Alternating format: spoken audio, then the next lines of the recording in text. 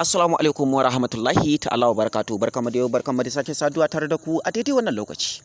A yanzu sai muka samu wani rahoto dangane da wannan babbar jaruma da kuke gani kamar haka mai suna Amal Umar, yanda wasu sirrika da yawa suka bayyana a kanta. Yanda kuma bayan sun bayyana suka tabbata kan cewa akwai sa hannu ko kuma akwai wato masaniya ta bangaren wannan babbar jaruma da kuke gani a gefenta mai suna Rahama Sadau.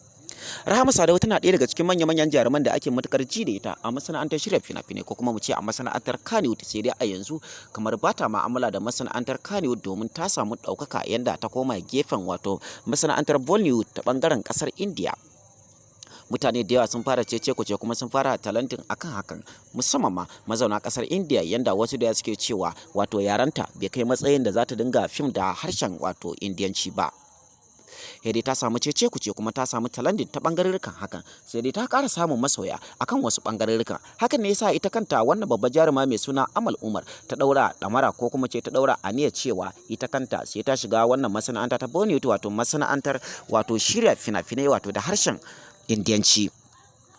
Sai dai wasu da yawa sun ce za ta iya idan ta sa kanta, wasu kuma da yawa sun ce ba za ta iya ba. Sai dai mafi yawancin mutane sun ce ita kanta ai wato Rahama Sadau din ta tashi ne a cikin wato Indiyawan, domin mutane da yawa sun tabbatar da cewa mahaifinta dan Najeriya ne amma kuma mahaifiyarta haifaffiyar ƙasar Indiya ce. Hakan ne yasa su kansu suka iya Indiyanci kuma ta zauna a cikin Indiyawan. Sannan bugu da ƙari, Rahama Sadau tana ɗaya daga cikin matan da suke da kuɗi a cikin masana'antar shirya fina-finai wato masana'antar Kannywood. Hakan ne yasa take yin dukkan abin da take so. Yau kaga tana wannan ƙasa, gobe ka ganta tana wacce ƙasa, ma'ana dai ba ta zama a ƙasa ɗaya. Ita kuma Amal Umar tana ɗaya daga cikin wato matan da jarumai ko mu ce daraktoci suka ɗaure musu gindi. Ita kanta Amal Umar ta samu ɗaurin gindi ne a gurin babban darakta mai suna Abubakar Bashir mai shadda, domin mutane da yawa sun tabbatar da cewa da ba dan shi ba babu inda za ta je kuma babu inda za a santa, domin ba ta ɗaya daga cikin matan da suke da kyawu ko kuma ilimin da za a dinga tafiya da su.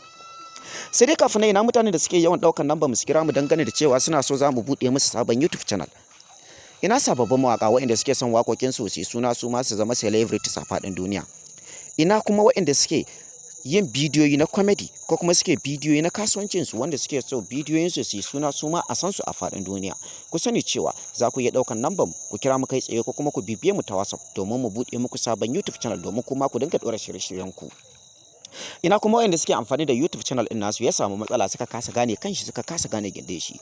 Ku sani cewa ku kanku domin magance matsalar YouTube ɗinku za ku iya ɗaukan namban mu ku kira mu kai tsaye ko kuma ku bibiye mu ta WhatsApp.